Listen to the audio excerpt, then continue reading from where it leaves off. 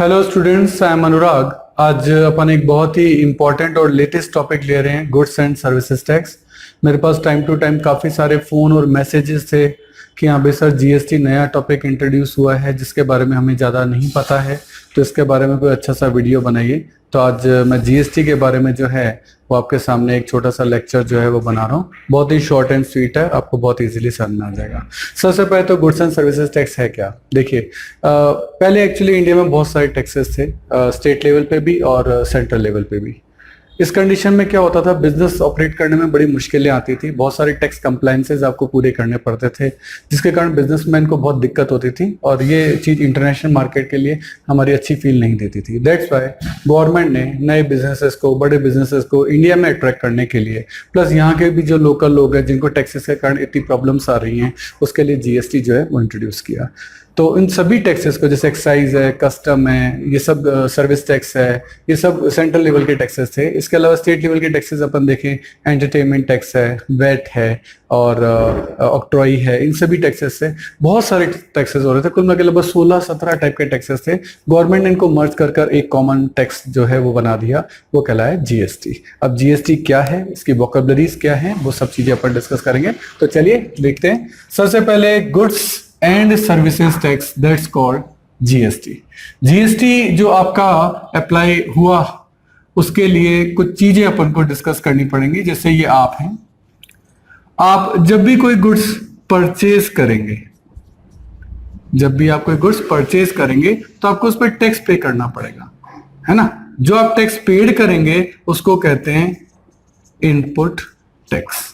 सही है। मान लेते हैं कि आपने 10,000 की गुड्स परचेज की और उस पर 10% आपको जीएसटी पे करना है, तो ये आपका कितने रुपए का टैक्स हो गया, 1,000 रुपए का आपका टैक्स हो गया। इसे क्या कहेंगे, इनपुट टैक्स। परचेज करते वक्त जो टैक्स हम पे करते हैं उसे इनपुट टैक्स कहते हैं।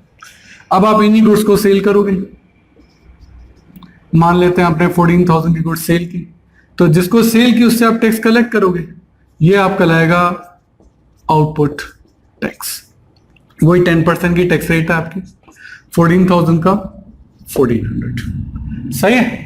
10% निकालिए तो इससे आपको वोकैबुलरी पता लग गई कि परचेज करते वक्त जो टैक्स पे किया जाता है उसको कहते हैं इनपुट टैक्स, और सेल करते वक्त अगर आप कोई टैक्स कलेक्ट करते हैं तो उसको अपन क्या कहते हैं, आउटपुट टैक्स। सर इनकी एंट्रीज क्या होती हैं, पर उससे पहले आपको पता होना चाहिए कि टैक्सेस कितने टाइप के होते हैं, पहले अपन वो देखेंगे। सही है। तो देखिए, सबसे पहले मैं आपको इसमें बताता हूं कि एक तो होता है आपका inter state transaction. Inter state transaction क्या है? इंटर स्टेट ट्रांजैक्शन, मान लेते हैं एक डीलर जो है वो है राजस्थान का और एक डीलर है यूपी का। राजस्थान का डीलर यूपी में माल बेच रहा है, तो फिर ये कहलाएगा inter state transaction. Inter state transaction पे इंटीग्रेटेड जीएसटी लगती है, इंटीग्रेटेड जीएसटी। और ये इंटीग्रेटेड जीएसटी में स्टेट गवर्नमेंट का कोई रोल नहीं होता, ये सारी की सारी किसको पे की जाती है, सेंट्रल गवर्नमेंट को। किसको? Central government. इसमें स्टेट गवर्नमेंट का कोई पार्ट नहीं होता। जो इंटर स्टेट ट्रांजैक्शन है उसके लिए। एक होते हैं intra state transaction, intra state transaction. Intra state transaction बोलते हैं basically with in the state को। किसको बोलते हैं? With in the state. वो ट्रांजैक्शन जो विद इन द स्टेट होते हैं। जैसे राजस्थान की अपन एक सिटी ले रहे हैं जयपुर और दूसरी ले रहे हैं कोटा, तो अगर जयपुर का एक डीलर कोटा में माल बेचता है तो ये तो दोनों के दोनों ही कहां हो गए, राजस्थान में। दोनों एक ही स्टेट है तो इंटर स्टेट तो कहला नहीं सकते, ये विद इन द स्टेट है, इसको इंटर स्टेट ट्रांजैक्शन कहलाते हैं। और इस पे आपका जो लगता है, जो जीएसटी लगता है, उसके दो पार्ट होते हैं। जो जीएसटी इस कंडीशन में अप्लाई होगा उसके दो पार्ट होंगे, एक तो होगा सेंट्रल जीएसटी और एक होगा स्टेट जीएसटी। सही है। दो पार्ट होते हैं, बेसिकली 50-50% होते हैं, तो है ना। मान लो जीएसटी आपका 12% है, तो इस कंडीशन में उसमें सीजीएसटी का पार्ट होगा 6% और एसजीएसटी का भी पार्ट होगा कितना, 6%। अच्छा, इसमें जो सेंट्रल जीएसटी है वो तो किसके पास चल जाता है, वो चल जाता है सेंट्रल गवर्नमेंट के पास। और ये जो स्टेट जीएसटी है, एसजीएसटी, ये किसके पास चल जाता है, ये चल जाता है स्टेट गवर्नमेंट के पास। यानी हर चीज की जगह एकदम तय कर दी गई है कि हाँ भाई अगर इंटर स्टेट ट्रांजेक्शन है उस पर आईजीएसटी, जिसको कहते हैं इंटीग्रेटेड जीएसटी, वो जाता है सेंट्रल गवर्नमेंट के पास।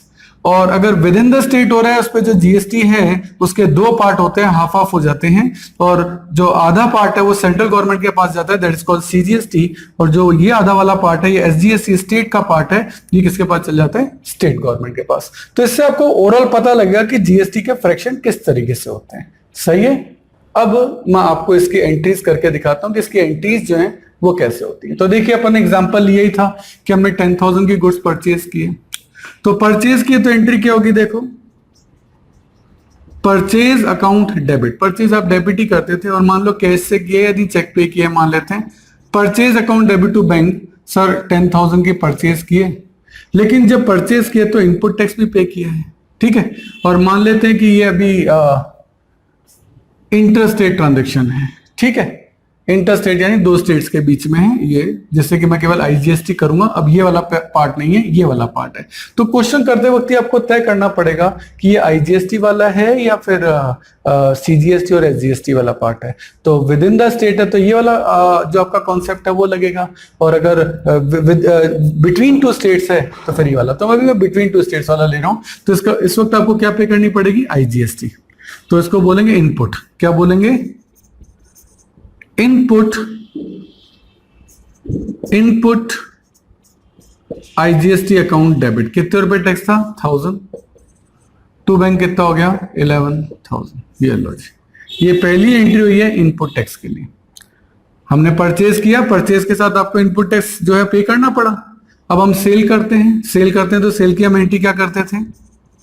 Bank account debit to sale, और सेल थी आपकी 14,000 की।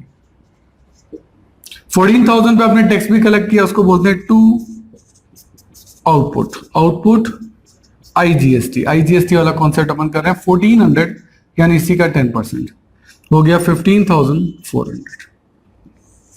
तो ये हो गई आपकी परचेज की एंट्री, ये आपकी हो गई सेल की एंट्री। तो कुल मिलाकर अपन ने नया क्या सीखा कि परचेज की एंट्री में ये लाइन एक्स्ट्रा आ गई, और सेल की लाइन में, सेल की एंट्री में ये वाली लाइन एक्स्ट्रा आ गई, और कुछ भी नहीं हुआ। इनपुट आईजीएसटी आपने पे की थी, डेबिट हुआ है। आउटपुट जीएसटी आईजीएसटी आपने क्रेडिट की थी, वो आपने कलेक्ट किया, उसको आपने क्रेडिट कर दिया। अब डिफरेंस, भाई गवर्नमेंट को आप कितना पे करोगे? भाई गवर्नमेंट ये कहेगी सर आपने 1400 टैक्स कलेक्ट किया है अपनी सेल के ऊपर, हमें 1400 दीजिए। तो आप कहेंगे सर 1000 तो हम पहले ही पे कर चुके हैं, देखो मैंने इनपुट के वक्त पे किया था। हाँ, डिफरेंस 400 मेरे पास ज्यादा आया हुआ है, वो 400 में आपको पे कर देता हूं। उसकी एंट्री क्या होगी उसको मैं बताता हूं। देखो, आउटपुट आईजीएसटी को आपने क्रेडिट किया है, अगर मैं इसको डेबिट कर दूं तो इसका अकाउंट क्लोज हो जाएगा। कर देते हैं, output IGST account debit 1400। Input IGST को मैंने डेबिट किया, इसको मैं क्रेडिट कर देता हूं। तो to input IGST 1000, 1400 minus 1000 that is 400। ये मुझे गवर्नमेंट को पे करना पड़ेगा, तो मैं लिखूंगा टू बैंक। ये है क्या? Paid to government. ये गवर्नमेंट को पे करना है। वास्तव में तो 14 पे किया, कैसे? 1000 पहले पे कर दिया था, 400 अब पे कर दिया। पर गवर्नमेंट हमें कहेगी भाई आपने 1400 कलेक्ट किया, 1400 कलेक्ट किया, दिया हमें 1000, ये तो 400 हमें और दो, तो हम टू बैंक करके 400 कर लेंगे। ये मैंने पैटर्न दिया है किसके लिए? आईजीएसटी के लिए। कि आईजीएसटी का जब ट्रीटमेंट होता है तो वो इस तरीके से होता है। सेम ये ट्रीटमेंट इंट्रास्टेट ट्रांजेक्शन के लिए भी होगा, लेकिन यहाँ टैक्स दो होंगे। क्या? जैसे यहाँ तो एक ही है ना इनपुट आईजीएसटी, यहाँ दो होंगे। क्या? Input CGST debit, input SGST debit to bank, दो होंगे। अभी ये एक ही है, तो शुरुआत इजी समझने के लिए मैंने एक ही रखा है। जब आप इस वाले कॉन्सेप्ट को करेंगे जो कि विद इन द स्टेट होगा, ये बात क्वेश्चन में कहीं ना कहीं आपको दे रखी होगी, सबसे ऊपर या सबसे नीचे, कि हाँ भाई विद इन द स्टेट है या बिटवीन द स्टेट है। ये बात अपन बहुत ध्यान से पढ़ लें कि वहां क्या कहा गया है। कुल मिलाकर परचेज के साथ ये डेबिट होगा, सेल के साथ ये क्रेडिट होगा, और देन इनपुट को क्रेडिट करके कैंसिल कर दो, आउटपुट को डेबिट करके कैंसिल कर दो, बैलेंसिंग फिगर में टू बैंक अपने आप निकल जाएगा, पेमेंट कर दो। सही है। देखो, जीएसटी के बारे में कुछ चीजें एक्स्ट्रा भी मैं आपको बता दूं, क्योंकि एक एक नंबर के क्वेश्चन पूछी जा सकती है। अगर आपको मेरे वीडियोस पसंद आ रहे हैं तो देखिए, एक लाइक, शेयर और सब्सक्राइब तो बनता है। तो मेरी खुशी के लिए एक लाइक तो कर दीजिए। देखिए आपका टाइम बड़ा कीमती है, तो यदि नोट्स लिखने में आप अपना टाइम बचाना चाहते हैं और वर्कशीट भी गेट करना चाहते हैं तो इन सभी की पीडीएफ का लिंक नीचे डिस्क्रिप्शन में गिवन है, आप वहां जाके देख सकते हैं। जीएसटी का जो एक्ट है ये पार्लियामेंट में पास हुआ था 24 मार्च 2017 को, हो सकता है एक नंबर में क्वेश्चन पूछ लें, और देन अप्लाई हुआ था 1 जुलाई 2017। अप्लाई मतलब इस डेट से ये जो रेट्स हैं वो एप्लीकेबल हो गई। सही है। एक्चुअली इसके पीछे जो मोटो था वो था वन नेशन वन टैक्स, यानी पूरे देश में एक ही टैक्स रेट हो, सिमिलर टैक्स रेट हो। एक्चुअली क्या था, इससे पहले वैट लगता था और वैट के अंदर हर स्टेट का वैट अलग होता था। राजस्थान का आर वैट, दिल्ली का डी वैट, पंजाब का पी वैट, सबका अलग अलग वैट था। इस कारण से सब जगह रेट और बहुत ज्यादा प्रॉब्लम्स जो है उससे क्रिएट हो रही थी, इसलिए वन नेशन वन टैक्स। लेकिन इसका मतलब ये नहीं कि यार रेट एक ही है, रेट एक नहीं है, लेकिन ये जो भी रेट्स हैं वो सारी की सारी पूरी कंट्री में एप्लीकेबल होती है। पहले क्या था, हर स्टेट में अलग अलग टैक्स रेट थी, लेकिन अब टैक्स रेट क्या कर दी, सिमिलर कर दी। सही है। तो जीएसटी में रेट कौन कौन सी है, देखो कुल मिला के 5 रेट्स हैं, 0%, 5%, 12%, 18% एंड 28%। तो 0% आपको कि सर 0% भी कोई रेट होती है कि यस, 0% भी एक रेट है। इसका मतलब है कि आपको इनपुट टैक्स क्रेडिट इसके ऊपर मिल जाएगी, क्योंकि अगर एग्जाम कर देंगे, जैसे कि यहाँ कुछ एग्जामिशंस हैं, इस पे इनपुट टैक्स क्रेडिट नहीं मिलेगी। जो इनपुट टैक्स आपका लेस करना मैंने आपको बताया था आउटपुट टैक्स में, वो तभी पॉसिबल है जब उस पर टैक्स हो। तो 0% पे भी इनपुट टैक्स क्रेडिट होती है। तो जो जरूरी चीजें हैं उनको तो गवर्नमेंट ने टैक्स के बाहर कर दिया कि ये तो एसेंशियल चीजें हैं, तो सबको खरीदनी, इस पर टैक्स ना लगाएं। फिर कुछ और जनरल आइटम जो कि अब डेली लाइफ रूटीन में हमारे लिविंग स्टैंडर्ड में काम आते हैं, उन पे 5%। फिर जैसे जैसे इसमें लग्जरी आती जाती है वो 12, देन 18 और देन मोस्ट जो होती है उन पे 28%, और इसमें भी ज्यादा लग्जरी हो तो उस पे एक्स्ट्रा सेस भी लग जाता है, तो वो और ज्यादा टैक्सेस हो जाते हैं। पर बेसिक जो रेट्स है ना वो आपकी ये 5 ही है। तो अगर आपसे कोई पूछे कि जीएसटी में रेट कितनी है, तो जीएसटी में रेट सिर्फ ये 5 ही है। अदरवाइज जो दूसरी चीजें हैं वो एसएस जो है वो सेस वगैरह कहलाते हैं, उसको अपन देखेंगे।